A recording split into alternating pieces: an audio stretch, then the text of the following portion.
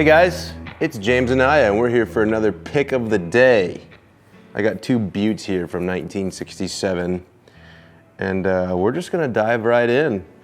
To my left, I got a 1967 Fender Champ that sounds awesome. It's 100% original for the exception of a couple of knobs.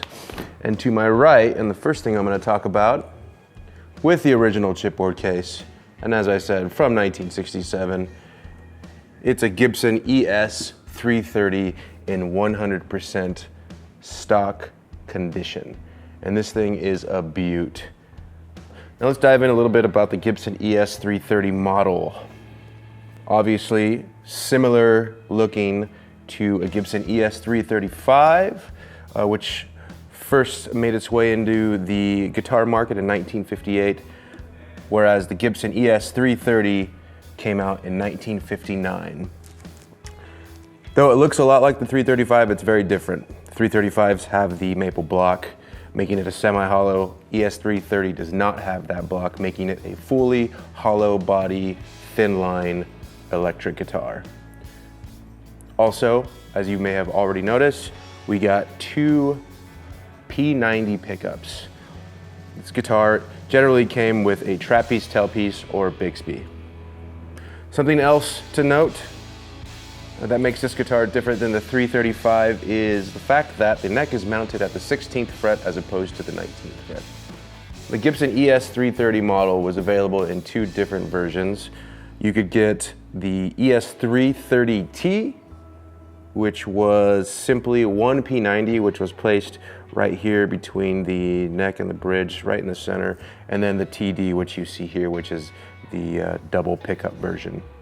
The ES-330 also came in a variety of different colors. It came in, and most famously, the sunburst finish. It came in burgundy mist, walnut.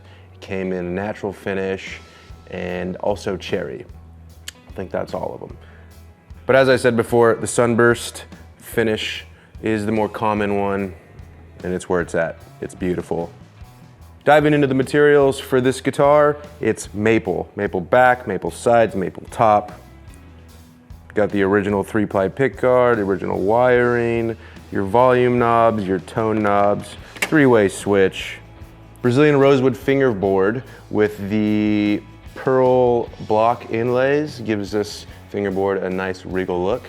Flip her over, you see the nicely yellowed binding on the body as well as on the neck. Now moving right up the neck here, we have mahogany. Now being that this guitar is from the mid to late 60s, it's gonna have a little bit narrow nut, but it still contains that depth, so it fits really well in the palm of your hand. Behind the headstock, we have the original tuners, flipping her over. Gorgeous checking on the headstock there. The original truss rod cover, original frets with little to no pitting. I would say these frets are a 9.6 out of a 10. They're in really great condition. Now, as I mentioned before, this guitar is fully hollow, and that's definitely something to consider if you play a lot louder or with higher gain. You will get some feedback. In some instances, it's extremely cool to have that feedback if you're playing rock and roll, and you can kind of learn how to tame that beast. All in all, I endorse this guitar 100%. It's a killer thin line, fully hollow body guitar. You should get it if you're in the market for something like this. Okay, moving on to my left. Good old fashioned 1967 Fender Champ Amp, the lunchbox amp. These are awesome studio amps. Awesome for playing pretty much any venue, since we're basically just miking amps these days. This amp runs at about 4 to 5 watts. It has an 8-inch speaker, one 6v6 power tube, and I'm gonna show you here in a bit just what this amp can do. It sounds great. It's a great rock amp. It's gonna sound awesome with this 330. So it is 100% original, with the exception, as I said, for a couple knobs. The original knobs are in the back in a little Ziploc bag, but this amp's all there, and I think it's a really cool amp. So, without further ado, I'm done talking. We're gonna plug her in and we're gonna show you what she sounds like.